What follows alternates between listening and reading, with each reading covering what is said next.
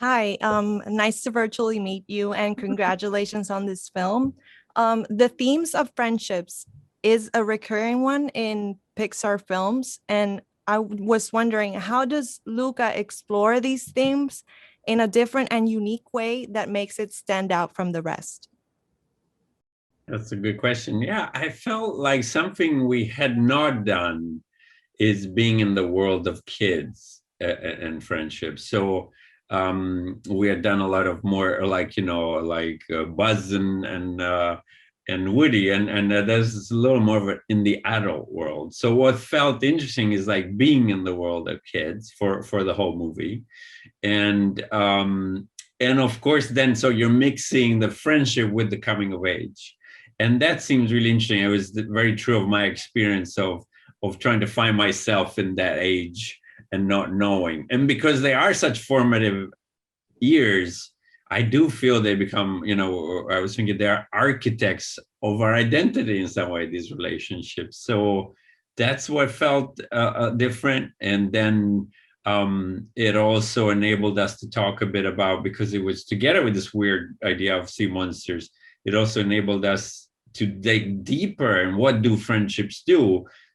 Friendships enable you to actually know even better than you do what you can do, and really see you for all you are. So I like the idea that we would just really dig deep on what these friendships are and all the different elements that help us when we grow up with these close friends. Yes.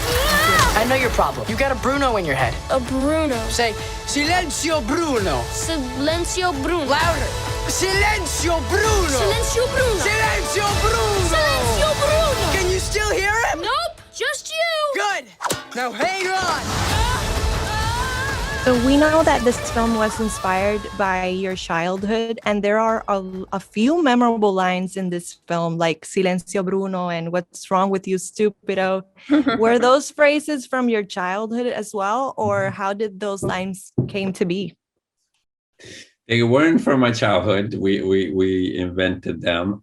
Some of the swears are a little more from my childhood, because we would have fun with silly swearing, like Santa Mozzarella or Porca Paletta. Hercules says something like that. And we, as kids, you just make up your own kind of weird swearing, and we wanted to bring some of it into the ones we can use, because you can't use most of them. And but yeah. Silencio Bruno came from our amazing writer, Jesse Andrews. The goal that we worked, we needed to find a way for Alberto to help Luca in his crazy Alberto way. So it needed to be kind of preposterous and a little silly, but also have some wisdom. So that it was an interesting puzzle. It took us a little while, but I think when he pitched us, he said, what about Silencio Bruno? And we were like, Luca, we're like, what? What do you mean? We were confused by it, but they're like, well, like your insecurities, their voices in your head. So we're like, oh, that is genius. That is wonderful. It speaks to so many things that are very present. And I mean, we kept on saying as we were making it, that we had our own insecurities. Can we finish the movie? Can we do so? That's Bruno talking. Shut up. So that was a wonderful thing he brought. And What's Wrong with You, Stupido also was Jesse. And it doesn't make, what I love about some of these movies, that they don't really make logical sense, because I don't know why it doesn't understand what that means, but it made us laugh. And sometimes you have to go on a limb and trust that it's silly enough and funny enough. Of course, for some very strange reason, he takes that as good day to you. He almost uses it right when he goes into town. He's using it as a greeting. Yeah. It was just, I like weird humor.